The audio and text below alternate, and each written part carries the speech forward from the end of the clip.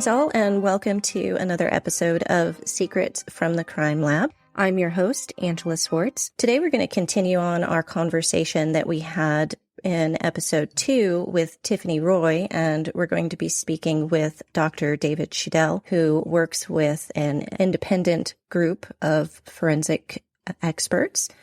Dave, I'll let you introduce yourself to the audience. Hello, everybody. My name's Dave Schudel. I've been a forensic scientist since 1991, starting with Keith Borough Consultants in the UK. But after that, I then worked in the United States, creating the crime lab in Massachusetts.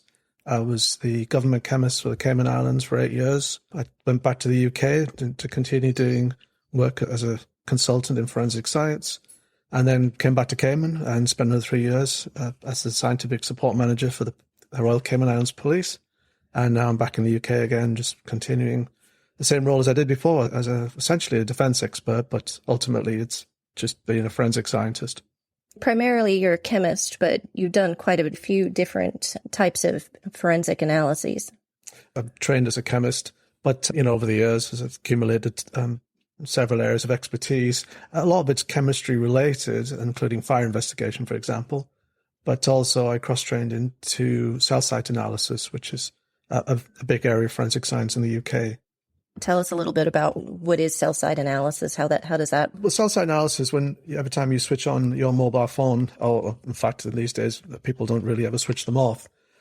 The phone is in constant connection with a cell tower, and specifically an actual cell. Essentially for billing purposes, the companies that provide the services for the telephone that you use, so the network that you're using, they will record if you make a call or if you send a text, they record which cell you use to start that. And for a call, they'll also record which cell they use to finish it. And it's just for auditing purposes, so they can have an audit profile about what they're going to charge you for billing purposes. But the sideline of all of that is the positions of the cells that are providing the service are known. They sit on masts, but they also sit on the sides of lights in football fields or on the sides of office buildings, or you might see them inside tunnels and all sorts of places.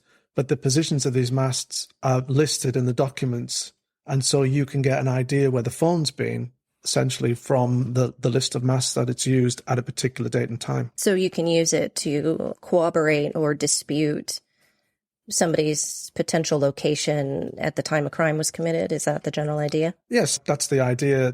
It is a very general area. So if you're trying to figure out whether someone was at home versus, 400 yards down the street, it's probably not going to help you.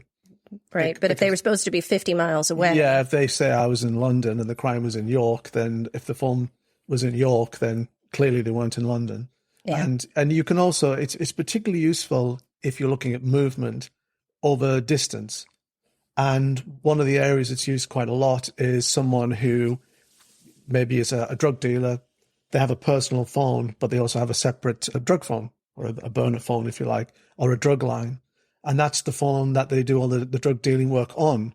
And they'll say, well, I don't know that phone. That's not my phone. I've never seen it before. But you can use cell site analysis to show that it's a bit of a coincidence that your personal phone goes on a trip all the way across the country for 300 miles and back, and this phone happens to go at the same time based on the cells that it's used along the way. Yeah. And so you get very good corroborative evidence from that. And that's the basis of a lot of prosecutions into, they call it drug dealing and county lines drug dealing in the UK. I don't know how the Americans do the same thing. And the theory should be the same, but I don't know exactly how they do it over there. Yeah, I'm not actually sure either. I have to confess that I had never even heard about it until you had mentioned the work that you were doing with it. I'm sure that they probably do it, because I don't know if it's the digital forensics people that do it. So if you're a digital forensic person, if you could reach out and email me and let me know, because I'm curious. You can email at hello@secretsfromthecrimelab.com and let us know your thoughts about how the cell site analysis is used in the United States. So the other thing, so the group that you work for, you're an independent group, but you do work on behalf of the prosecution and on behalf of the defense, yes? Yes, that's right. Do you ever find that there's a difference between the requests for analysis that you receive from the prosecution or the defense, or are they about the same? That's an interesting question. I think at the heart of it, the requests are the same, not necessarily about what's driving the request and what we're asked to do, but as an independent expert, we know what we need. So we'll always go back, regardless of whether it's prosecution or the defense, we'll go back and say, well, this is what I need. So we end up with the same information, whoever is instructing us. The only thing that can happen if you're doing work for the prosecution is that further down the line, further statements and further material might come forward from the defense. And you might not get to see that at that point in time, but it could be relevant to what you need to look at. So do you find that there's a lot of last-minute conversations with the scientist that's maybe working for either the defense or the prosecution right before you guys go into court and you have a discussion? You're like, oh, well, have an epiphany? Yes, the unfortunate thing is it's often last minute, and it can be avoided by everybody getting involved at an earlier stage. But it really depends on the case. So if I'm working, for example, on the defense side and produce a report, most of the reports we produce are non-contentious. It's the belt and braces approach to forensics. We've looked at everything, including all the information that possibly the prosecution scientist didn't even see in the first place, looked at the whole context of the case, and we still agree with the findings. And there's no duty to serve that report. So it'll just be noted, and that'll be the end of it as far as we're concerned. In some cases, there'll be minor issues, and they may or may not serve our report as a result, but they often won't trigger any real response either. And then there may be major issues, which is the minority of cases. But in those cases, they will trigger a response, but not necessarily involving the prosecution scientist. And so you still have the situation where the two of you end up at court, and they look at you and go, why are you here? And you say, have you seen my report? And they go, no. And that's when suddenly everyone has to jump on board and they get to see the report and they can look at it then. But ideally, and it is becoming more common, that'll happen before court, and you'll try and resolve the issues outside of court and weeks before trial, hopefully. And the idea at that point is you come up with a joint schedule of points of agreement and points of disagreement. And in that conversation, you can often resolve all the issues, because what is often missing is the prosecution scientist hasn't been given the rest of the material that adds the context they needed to then reassess the evidence in that light and go, okay, I see, I get it. Yeah, that's an alternate explanation. Oh, yep, I agree, this is a possibility. So in that joint approach, you can actually end up with just one joint agreement. There's no point of disagreement. It's just a scheduled agreement. And then that can go to the court without the need for either expert having to give evidence. So does sometimes one of the experts end up going anyways just to explain it to the court? It's just there's nothing's disputed. Yes, absolutely. But if it's an agreed document, then it will be up to really the barristers involved whether they feel the need to have someone standing there or they'll just read out the schedule of agreement. Right. So it can go either way. If they want somebody there, then what can happen is they'll ask the defense expert to go as well, just in case the prosecution expert just goes off the rails while on the witness stand, and then the defense expert can temper that if need be. And again, that's rare, particularly if you've already got a schedule of points of agreement, because it's more like a script at that point, and they can stick to the main issues. But the question may crop up that was unexpected. There might be an answer that the defense team might not like, and they'll want the expert to review it and go into more detail. So they may ask you to be there. One of the things about the trials in England and Wales is that as an expert, I can sit in the court, well, technically through the whole trial. And by sitting in the court, I quite often sit right behind the legal team. And so while the prosecution's expert is giving evidence, you're listening, and then you can flag anything with your defense team that might need a follow-up question. And so you actually sit in the court, and then the prosecution expert will sit in the court while you give evidence, and they have the same role. And the reason is because ultimately, as experts, we're not working for the defense or the prosecution. We're working for the court. Exactly. And so that's the role we take. And it's taken quite literally. You're an expert for the court, which is why you can be having these discussions between each other, because the court considers as independent experts, both of you, you should be able to have a discussion as experts and then come to some sort of form of agreement and disagreement and be able to map it out as professionals, which then assists the court in what they need to know. It doesn't matter which side you're on. Yeah. In my previous episode with Tiffany Roy, she had her experiences in the U.S. system is that there's not a very collegial atmosphere when it comes to the prosecution scientists and the defense scientists being able to have these discussions and enter in a joint report, basically, to the court. It's very adversarial, and she sometimes has difficulty obtaining all of the information that she would need in order to make an assessment of whether or not she agrees with the scientists that did the initial testing in it. Do you find that you have the same thing, or is it pretty much if you ask for something, you have no difficulties having all of the relevant information disclosed? The idea of the role of the expert being for the court has been driven by the courts. So they're really the people who have demanded that the experts take a neutral stance, and they will often request the experts get together. The judge might direct that the experts get together to discuss this. And at that point, there's usually no problem getting hold of any information, particularly if the judge has ordered it. While you're trying to do a report, then the issues of disclosure often come up, and you can struggle for a while to get information that you need to do your report. And I don't think it's done on purpose. I think there's just a lot going on, and there's been a lot of austerity measures over the years. So there's a lack of people in the system. There's a huge amount of casework to get through. And so when you're asking for things, there's a temptation, I think, to think that disclosure's been met, that, oh, yes, we've disclosed everything that you need. No, you've disclosed everything that the case needs as a bundle for the trial. But as an expert, I need to see raw data, for example. I can't just use someone's report. I've got to know what the data is behind the report. Right. Maybe at least a printout of the data. And someone's notes. In cell site cases, you might have records running into hundreds of pages on an Excel spreadsheet. It doesn't benefit the court for them to see that, but I also can't use it in a PDF format. It has to come in a format that can be used digitally, which then you can use with the software that we use to review the data. And getting hold of that can be quite painful because it's in a part of the police's systems that they're not normally using for disclosure purposes. So it's usually about getting hold of the right person. And normally we get it in the end. It just can take a while. Rarely we have to go to court and the barrister has to argue with the judge, say, we need this information and it's not being provided. Then the judge usually will make an order that it will be done. And when that happens, again, it'll appear relatively. And in some cases, the information is very sensitive. If you're working on cases involving things like terrorism or sexual assault cases where there might be indecent images of children is another good example, the information may be very sensitive. And so I completely understand why disclosure has to be managed very carefully. And what we can do is undertake memorandums of understanding between us and the police just to say, we'll only use the data for this. We won't disclose anything in the reports. It'll be kept secure. It'll be destroyed at the end of it if need be.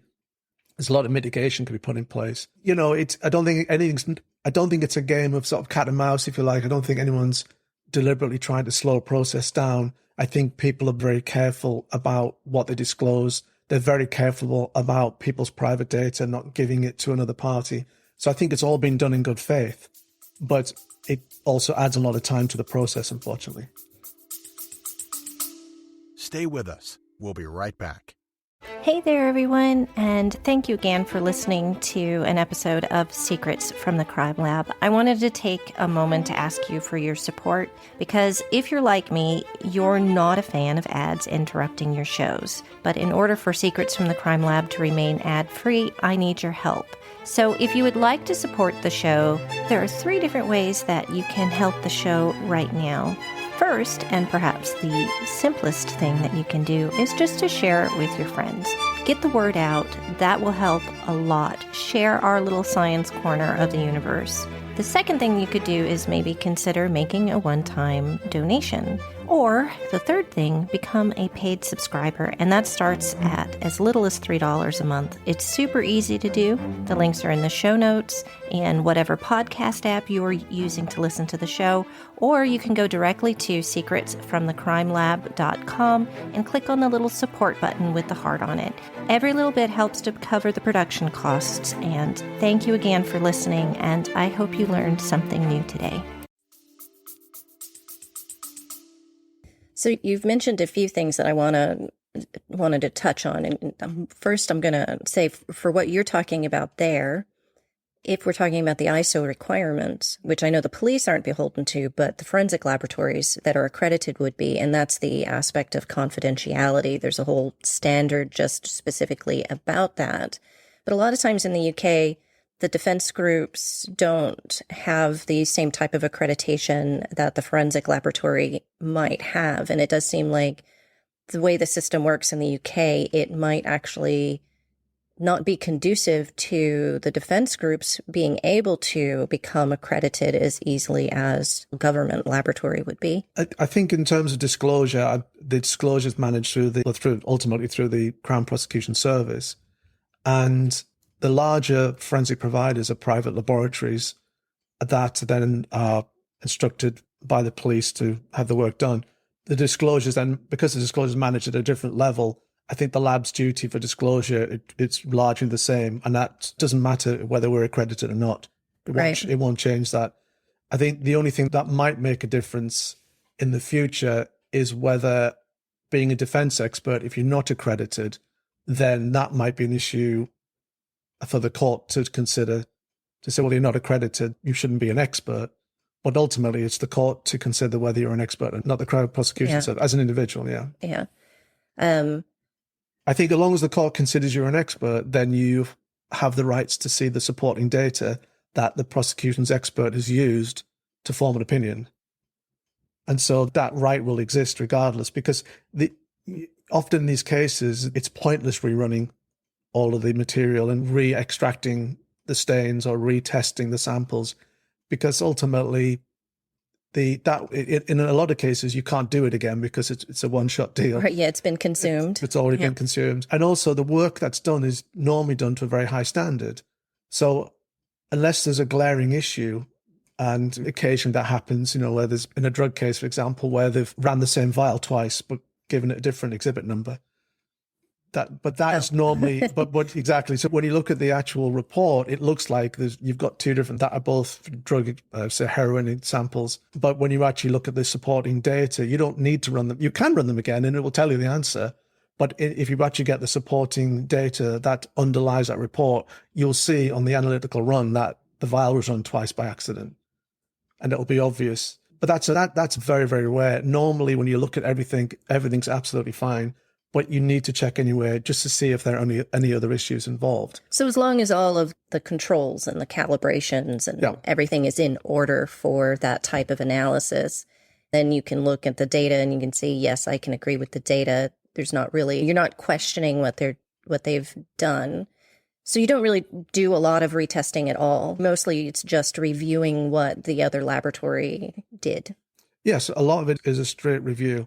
If there's a need for retesting, it's usually driven by something that's come out of the defense, perhaps in an account they've given or a story or something that's relevant to the case, but it hasn't been tested. So you might do a reanalysis to explore further investigation into the case. But you wouldn't just reanalyze something for the sake of reanalyzing it. So you wouldn't necessarily do the analysis. You might go back and say, can you guys go back and retest these other samples and just ask the lab that did the original analysis, especially if you don't have any issues with the work that they've done in the case? Can you just ask them to redo it? Or would you guys want to test that on your own? In those circumstances, we normally choose our own laboratories and we test them ourselves. Yeah. And that's just how it works. The lab might be contractually obliged to they've got a customer relationship with the police, for example. So they're independent scientists. We could ask them to do it, but that request would have to go essentially through the police to get it done. It has happened, yes. We've raised something as a concern, and we've requested that we reanalyze it, and that concern's gone back to the officer in charge, for example, who's then said, we'll just get it done. and they've gone ahead and done their own analysis. Do you find that the most of the time when you're asking for additional analysis or if something needs to be reanalyzed, do you get any pushback, or are they generally pretty good about going, okay, yeah, we can do that? You know, our company's been around for over 40 years, and one thing we've always maintained is to be professional and keep good working relationships with everybody. And so we don't go into a place to cause problems. We don't go to a place to cause problems or upset people. We go in there to work as colleagues, as professionals. And if you maintain a good working relationship, I think ultimately, if you put yourselves in the scientist's view, the work for the prosecution, if there is an issue, you're going to want to know. And you'd like to know ahead of the trial. I would. You would not want to know on the witness stand and get trial by ambush, where you get bombarded with this thing at the last minute and you go, if somebody just told me beforehand, we could have sorted this out. Right. And so we've very much tried to operate with a lot of transparency.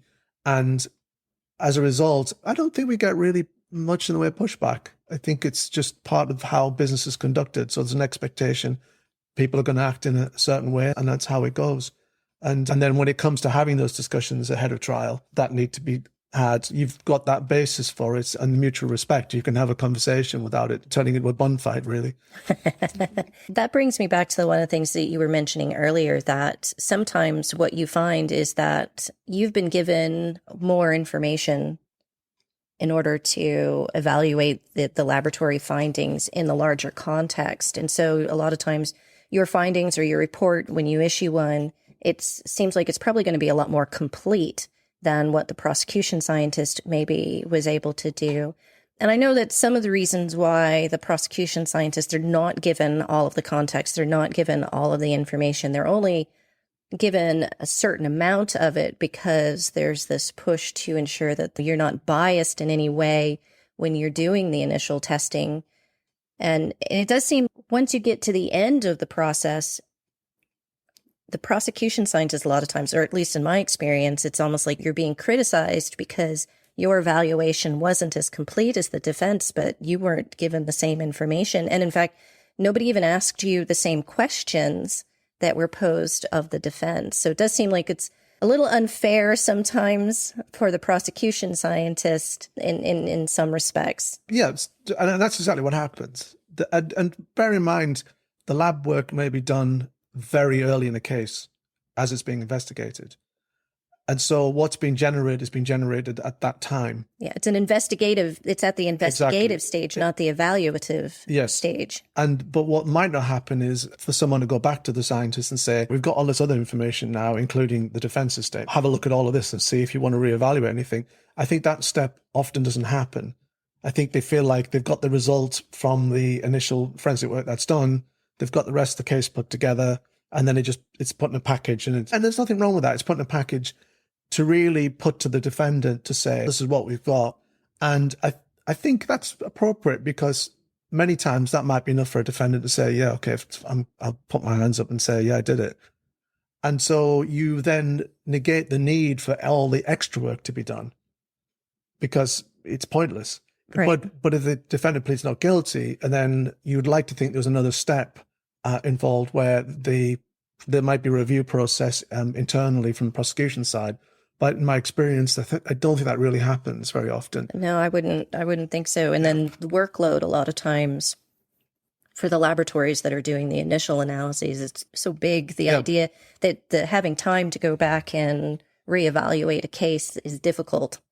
And so that's where the defense expert comes in, and we will do the analysis and the evaluation.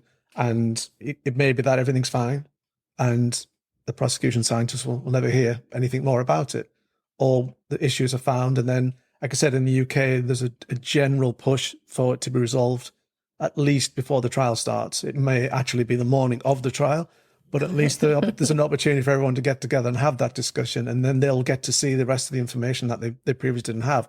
But yes, there is a push to reduce context to stop the cognitive bias effect that you get from context bias with the scientists. But it's a bit of a paradox because ultimately the material that's sent to the lab in the first place, the exhibits that are sent to the lab in the first place, are chosen by whoever's managing the case or their scientific support manager. So they're not going to, if you take 45 exhibits from a bedroom, you're not going to send them all to the lab. Someone's going to say, we'll just send this, maybe this bed sheet. And what, you mean we can't test everything? Exactly. We can't test those 200 exhibits that were And so collected? there's already a process in place where bias effects are in play. And it's to the lab before it even gets to the lab. Yeah. And there's nothing you can do about that because you can't send everything to the lab. It's impossible. But someone has to make the decision, and the people who make the decisions have to be ones who are familiar with the case. Right. You have to have somebody that's going through and deciding, based on the type of crime that was allegedly committed, I need to send these items are most likely to yield probative information. And then, of course, when it does actually get to the lab, the scientist needs to know at least a little bit so they know what they're looking for. Yes, you have to have an idea what substance am I looking for starters, right? And then some idea of the event. But if you remove the context completely, trace evidence is a good example. If you have a case that you send to the lab, a sexual assault case on a bed, then the difference between looking for stains that are for DNA analysis versus looking for trace is a huge amount of work. And yes. So it's useful to know up front whether the suspect in the case is someone who had access to the room on a normal basis. Yeah, in which case, that changes a lot. Absolutely. Now, if you follow the no context information at all, you may be sending the lab down. Well, if you want to talk about scientist morale, for example, that the scientist spends 3 days working on trace evidence only to find out that the suspect involved was routinely in this room. And you can expect some kickback from that. You mean I just spent 3 days taping these exhibits? When in fact I could have been working on someone else's case. And the context is important. And I think both sides need to know what context is important, because the people submitting the work for analysis might not necessarily know that actually it's highly important that the scientist knows that this is a person known to that location. Yeah, there needs to be some kind of a balance in there. Yes, we want to do things to reduce any kind of bias effects on the person doing the testing, but at the same time, they need to have at least a little bit. And I suppose at the end of the day, there's nothing stopping the scientist picking up the phone and saying, I need more information on this before I start the case. Right. Just to clarify some of these points. So I know in a lot of the large laboratories that perform biology and DNA testing, you end up having one person that is a senior level scientist that kind of does more of a case management aspect of it. And then they talk to the evidence screener and say, screen this evidence for these particular types of body fluids. Let me know if you see anything else. And then a different person's going to be doing the DNA analysis after that. And that case manager might be the person that's going through and choosing exactly what it is that is sent on to DNA analysis based on what the screener did. And I think that in some respects, that kind of, at least from the laboratory perspective, might help to maybe they get more context from the investigators, but they pick and choose what they feed to the scientists that are doing the work at the bench. What are your thoughts about that model? Is that eliminating the bias effects, or is it still there? It's just at a different step.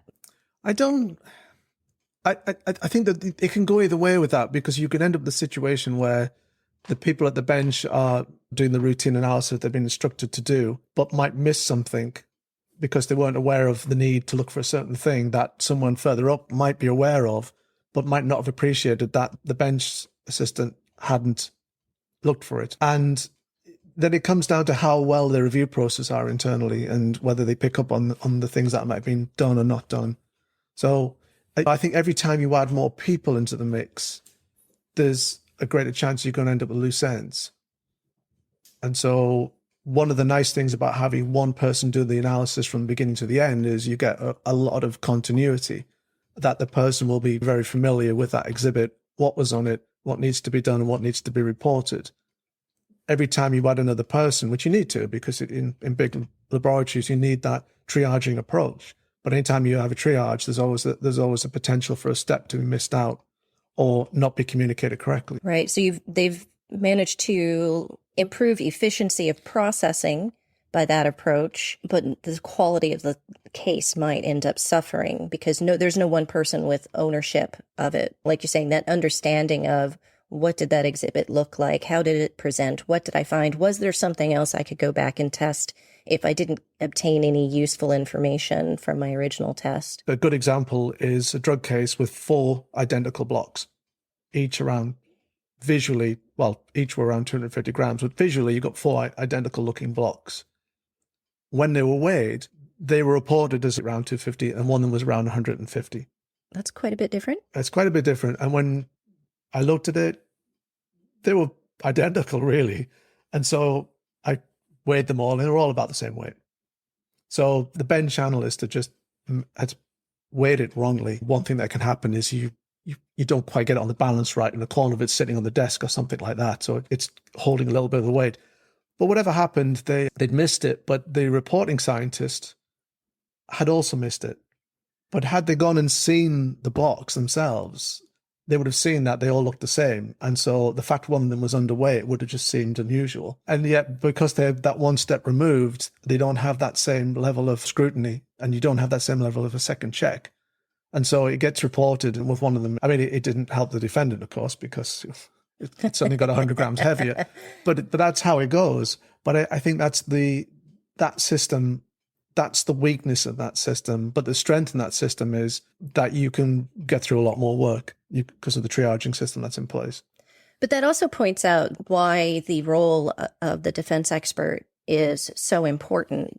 Like you said, most of the time you're agreeing with the results, but sometimes you find things. And if you weren't part of the overall process for that scientific evaluation prior to a case going to trial, you could end up with a lot of miscarriages of justice. And it's not because somebody at the original lab or the initial lab was a bad actor. It's just that sometimes things are missed, even if you've got multiple people doing technical and peer review. Before issuing that test report, you need that external pair of eyes that's got a little bit of a different viewpoint.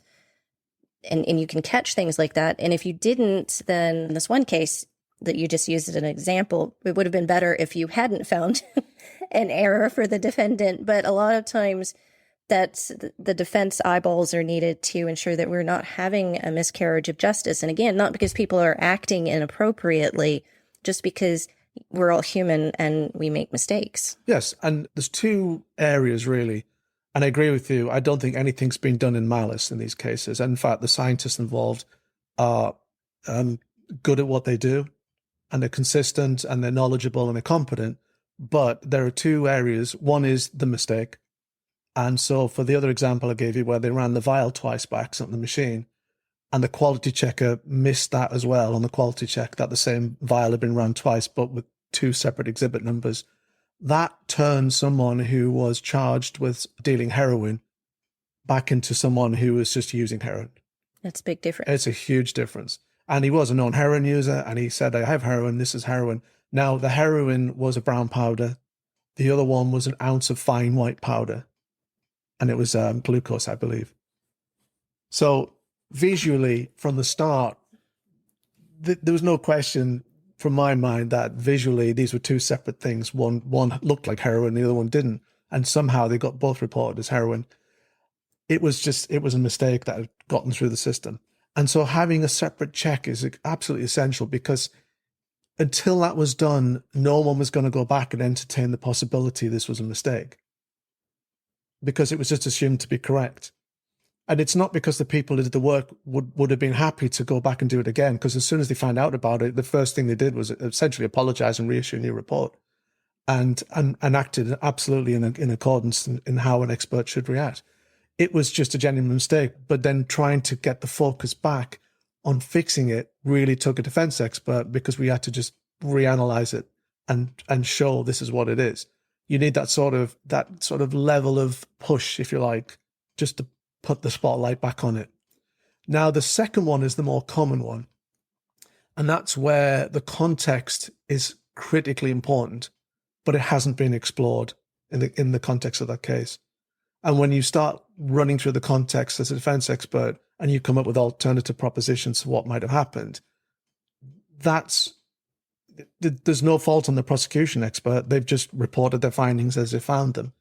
But it's really about joining the dots and putting the pieces of the case together in the wider picture and interpreting that and producing a report. And then that becomes something that there's no fault on behalf of anyone. It's just about joined up thinking. So do you think that is there a particular type of case that's more prone to those types of issues where you really need context to properly evaluate it? I'm not a biologist, so I can't really comment on that side of things, although biology and DNA does have a very well set out methodology and ways to interpret the evidence. But that's something you could comment on. It does depend, right? Sometimes sexual assault cases, context does tend to be very important. You need to know if there's a consensual partner. You need to know if people are cohabitating. Yeah. There's a lot of context information that's helpful in those situations. But I think for me, fire investigation is an area that is very, very difficult and is massively context dependent, because fires have the disadvantage that they destroy their own evidence as they go. And so when you're coming into a fire scene, you're already looking at a lot of the pieces of the puzzle have gone, and you're having to reconstruct based on essentially your education, training, and experience, where that fire has started and what might have caused it. The second step to that is that you can have a fire that's caused by a flame deliberately, and you can have a fire that's caused by a flame accidentally. And so there are huge opportunities for misinterpretation depending on what other contextual information you've been given. And as an expert, as a fire investigator, your opinion will be the same. Well, it was a flame I think a flame started this fire. But the bigger picture on that, how that flame got in contact with that fuel, might solely be an issue for the jury. But as an expert, you're somewhat straddling that boundary between the findings of your examination and then what you think might have happened and what is possible. And then there may be information about the case you'll be totally unaware of, that the police may have gathered, which then will affect it again. If, for example, someone says, well, I was in that area, but I had a cigarette and I left, and you as an expert go, I don't think that's possible for the timing of the fire, for example. But then somehow some CCTV footage comes out 6 months later that actually shows someone standing there smoking a cigarette, and you go, oh, well, I have to reevaluate this. It's influenced very heavily about external sources of information that are coming in, and that could be from all sorts. It can be something even the alarm monitoring box inside a warehouse, for example. The company that manages that will have logs about what alarms are going off and when, which once you've received those might change your interpretation of how a fire spread. But at the scene, you might not have picked up. You might get information from people's handheld phones who took early videos of the fire. And you may have thought the fire started in a certain area, but then there's an early video is produced and it seems to be coming from somewhere else. It's so influenced by external information that could be fed in at almost any time. And you are required to go back and reanalyze your whole approach to that fire. But I think because of that, and because of the difficulties in piecing fires together, I think that's an area, like I said, that's quite prone to cognitive bias effects, interpretation issues, and then really about context bias. The change in context then changes how you're going to interpret the scene. So, but you always still, I'm listening to you talk and I have all these parallels going through my head for when I'm doing a bloodstain pattern analysis. Like I go and I look at all the bloodstains, I identify how they were likely created, one type of activity versus another one. And then I'll go and I do need the contextual information to try to reconstruct the likely order of events and things like that. But I can never actually say, you never say this person stabbed this person. You're only able to say as much as this person was likely in close proximity to this person when this breach of their circulatory system occurred. And then you leave it for the court to decide the rest of it. And it really does depend on, there's a lot of things that come in after you've done your initial interpretation of the stains. And you always put this disclaimer on your reports that if the information that I've been provided changes the interpretation of the findings may also change. And it seems like that's the same type of thing with the fire analysis. And they are very difficult cases, and the bigger the fire. Actually, I'm saying that sometimes even the small fires are incredibly difficult because there might be very little damage and it might be very obvious what's caused the fire. But then you add all the different stories and the issues go beyond, as a fire investigator, what you would normally talk about, except for someone's going to want you to talk about it because you're the only expert. And so you end up in this odd situation where there's a tendency to say, well, this is all I'm going to do and this is as much as I can comment on. But then someone said, yeah, but someone was there, said they were there 10 minutes earlier. What do you think about that? And then you end up making opinions about whether it's possible a fire could have started 10 minutes earlier, or whether it's possible it could have started with a cigarette. Could it started with a hand-rolled cigarette? Could it started with a cannabis joint? And then the things roll on and on from there. But even in areas where we consider that are reasonably set in stone, like fingerprints, for example, context is absolutely invaluable.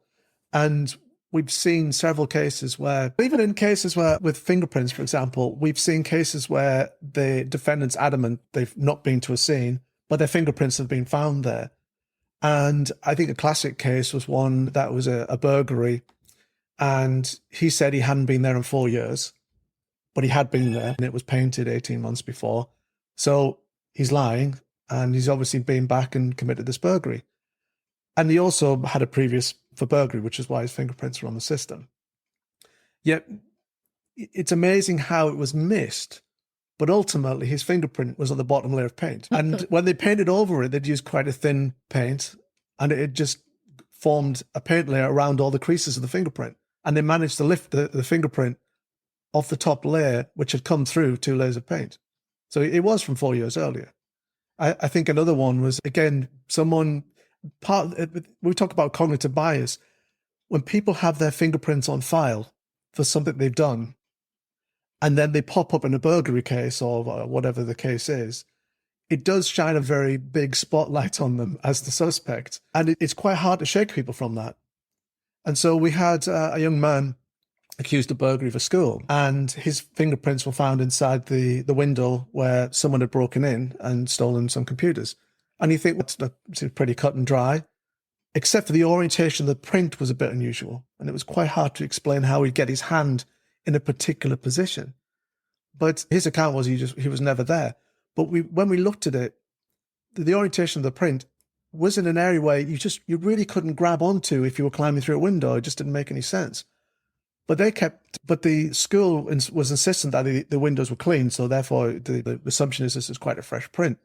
But the fingerprint analyst involved fingerprinted higher up on the frame towards the ceiling in an area which you really couldn't reach, and found some fingerprints up there. And it turns out that was one of his as well. We're talking out of reach from floor level in a window that wasn't broken. The fingerprints have been there since he helped manufacture the windows 10 years earlier. They'd been there the whole time. But this is the problem with the concept that there's an anchoring effect when you're dealing with things, that the fingerprints have to be fresh. They had to be related to the scene, and his fingerprints are on file, so he's a known troublemaker, for example. Yet, actually, you add the full context in there and piece it all together, even in an area that seems relatively cut and dried as fingerprints. There's a story there that you would not have even exposed had a defense expert not got in and actually just worked their way through the problem and then asked the question, did this person have anything to do with making windows 10 years? It was 10 years. We didn't know when, but it turns out it was when he was a teenager working in a factory. And the factory confirmed that they did actually install those windows. That is interesting because when you're especially if you're in a large lab and you have a large caseload, it's just get the evidence, look at the evidence. Did you get a good identity? Run it through the fingerprint database. Oh, we've got a hit. Let's go. And then you pass that on to the police and the lab's done with it. They wouldn't necessarily have known that print was lifted from this awkward place way higher than a person would regularly be reaching up to touch. No, and I think that's really where defense experts come in. In most cases, there's no problems. We agree with all the findings. It's those cases where actually it's, the 1 in a million chances that seem to crop up quite a lot when you're doing defense work. It's those cases where someone needs to check and it has to be an expert because no one else is going to spot this. And you need that expert check it's the belt and braces to make sure that those rare cases come along where actually there is an alternative and perfectly innocent explanation is caught. Because in that case, as an example, I've no doubt really someone would have found him guilty, a jury, on the basis of the evidence they'd put together. And he would have gone to jail for a crime he didn't commit. But the defense expert managed to figure out what had actually happened, and it was a perfectly legitimate explanation. In fact, it was the only explanation.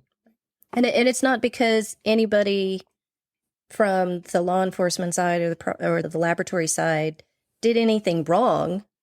It was just they didn't put all the information together. No, absolutely. And the police are not in the business of looking for innocent people. They need to be investigating and looking for crimes and finding criminals. The only thing I think is when a defendant puts together a story, whether or not you think it's the truth, there's an opportunity to look at it again and go, that's the story given. We can investigate that. But then that's going to take a lot of time and effort. Or it might not be on the agenda for the amount of work that they're being tasked with at any given time. And so it then falls to the defense expert to be asked to say, this is the account given. Can you have a look at this? And so that's where we come in and we take a look at it and we see what we find. Now, you've done work, like I said, your group doesn't just work on the defense side of things. You do work on the prosecution side as well sometimes. Yes, and we do family law and civil cases as well. So have you ever had any cases where you're working at the investigative stages, the initial part as hired by the law enforcement agency to come in and look at a case and like what your findings are, maybe disagreeing with like a pathologist's findings or something? So you've got two sets of scientific findings and they're not agreeing? Yes, with a little care there, because sometimes the pathologist may have made a comment, for example, that might be outside of the direct medical field. And so they may be discussing something that's not really related to the pathology itself, but just a more generic observation. And so we might come in and have a look at that and go, yeah, actually, no, we don't agree with that. I think when the police come to us, it's quite often cases that are quite unusual and they can't find their regular suppliers of forensic services to help. So we'll get involved, and because we're willing to have a look at it and try and figure out a way of answering the question. You do some experimentation sometimes to try to reconstruct what may have happened? Oh, yes. One of the nice things about it's interesting what requests we get. We get a request, for example, do you have a biomechanical reconstruction engineer? And you said, why? I said, well, we want to know how someone might have fallen out of a window. And I said, well, we'll just make a window. As long as you've got the measurements and it's been there's a good scene reconstruction done at the scene end. So we've got the measurements, we've got photographs. We can actually just build a window and reconstruct it, and then see what feels natural and what doesn't. So if you've got some versions of events you want to look at, then we can actually just essentially try and fall out of a window. Obviously not from a height. So did you do that personally? Yes, yeah. We built a window, we set up the bed, we got the measurements, how they should be. And you try different things. And the nice thing about that is you can model stuff in a variety of ways very quickly, using yourself as the person, and try different ways to see what might happen, what might not happen. And it can rule out a lot of possibilities quite quickly. And that might be extremely helpful for the case. Well, this is what didn't happen. And then you might just be left with a few possibilities for people to consider. Well, they could be, I don't think they were next to the bed. They had to be on the bed, for example, which might have a huge bearing on a case. Yeah. And when you're talking about windows, for those of us in the North America, we're probably not familiar with the types of windows that are often seen in England, especially in old buildings. So you're not talking about the standard American bedroom window. These are old Victorian homes a lot of times. So these are massive window walkout. Yes, they could be large opening windows, but also we do have modern windows that have large opening windows inside them that can open fully without locks on them, for example. So you might have a sideways opening window and you can still fall out of that, then the question might be, was someone sitting on it, or could they trip and fall? Or could somebody run and jump? And then again, the questions come out of what the specific case is. And some of these cases aren't necessarily criminal. Sometimes people just want to know an answer. And it could be a coroner's case, for example, or it might just be an investigation into something that's happened at a facility. So you're just reviewing everything to see, this is what might have happened, this is what didn't happen. And it might help a company reassess how it might be doing things in the future. Not the window case, obviously, but if there's been some kind of failure or someone that's gotten hurt, they might want some idea of things to look at, or even try to reconstruct what happened just so they understand what happened so they can then rectify it in the future. So those cases more fun than some of the run-of-the-mill cases because you get to go and experiment and fall out windows. Absolutely. One of the most interesting cases I did was egg fraud. Egg fraud? Egg fraud. This is where I don't know what you call them in the US, but we call them battery hens. But the caged hens, probably. Okay. So they're mass-produced eggs are produced by hens in cages. And I don't buy those eggs. Well, exactly. But they are mass-produced that way. And then you have free-range eggs, which are kept in very different conditions, but they're far more expensive to make. And so free-range eggs tend to be a lot more expensive than the battery ones. Correct. Now, if you have a box that says free-range and you put battery or caged hen eggs in it, you can imagine you have a sizable markup, and essentially it's fraud. And the one case, it's someone calls up and says, my client's been charged with egg fraud. And we're doing precisely that. They have caged hens, but they've been charged with marking up boxes as free range and putting caged eggs in it and making all this money. And it's a difficult conversation to have at that point because there is no egg fraud or egg expert, if you like. The people who do the analysis, that's what they do. And none of them's retired and become an independent expert in this area. It's a relatively new technique anyway, but it's done with ultraviolet. And I'm a chemist. I understand ultraviolet very well. I understand how it's used and I understand the principles. But ultimately, you have to tell the client, I don't know anything about this. But his solicitor was quite open and said, if you don't do anything, I can't find anyone else who's going to help me. And we might as well just put our hands up. But he's absolutely adamant he hasn't done anything. And so I end up in a darkened room with two egg experts who do this day in, day out, having to, and they know they know I don't do this and I've never done this before. And you have that situation where, how do you introduce yourself into that situation and still manage to keep standing? And I just looked at them and said, why don't we pretend for a moment I don't know anything about what you do? How would you explain it to me? And they both looked at me and one of them said, let's go buy some eggs. And we went and bought eggs, free range. We went and bought eggs from the battery, the caged hens. And he got out the UV light and he showed us exactly what it was. And it's all to do with the way the marks sit on the eggs when they're first laid. And when they're first laid, whatever they contact, they pick up that surface. And you will either see cage marks, which are like tram lines, or you might see stippling, which could be astroturf, which is like free range, or straw. You might see straw marks, which are like crisscross marks in a random pattern. And so it's almost like using a UV light to look at bruising on a victim or something. Yeah. You're just using it to look at the eggs. Yeah, and it's very straightforward. Those are the cases that are actually fascinating when you get into them, and they're challenging as well. And a lot of them are very niche, and there is no real expert to do any of these sort of cases because they're niche and they're challenging. But then you just have to go back to applying scientific principles. I think the egg fraud case kind of was a nice cap on the episode. If anybody's interested in contacting you, maybe they have a very odd case that they've been looking for an expert for a long time, can people reach out to you? Yes. And ask for help? Okay, so I will make sure that in the show notes I link your details, so if anybody needs to get in touch with you, that they can. The other thing I wanted to see if I could ask the audience is to remember that this podcast is for educational purposes, and so we would definitely appreciate your support for the podcast. There's also going to be a link in the show notes, so if you're interested in supporting the podcast so we can keep bringing people onto the show and having these interesting conversations. I'm pretty sure most of the audience didn't know that egg fraud was a thing before today. And the latent prints examiners are now all going to be rethinking all of their cases for any prints lifted off of windowsills after this discussion. So did you have any closing remarks for everybody?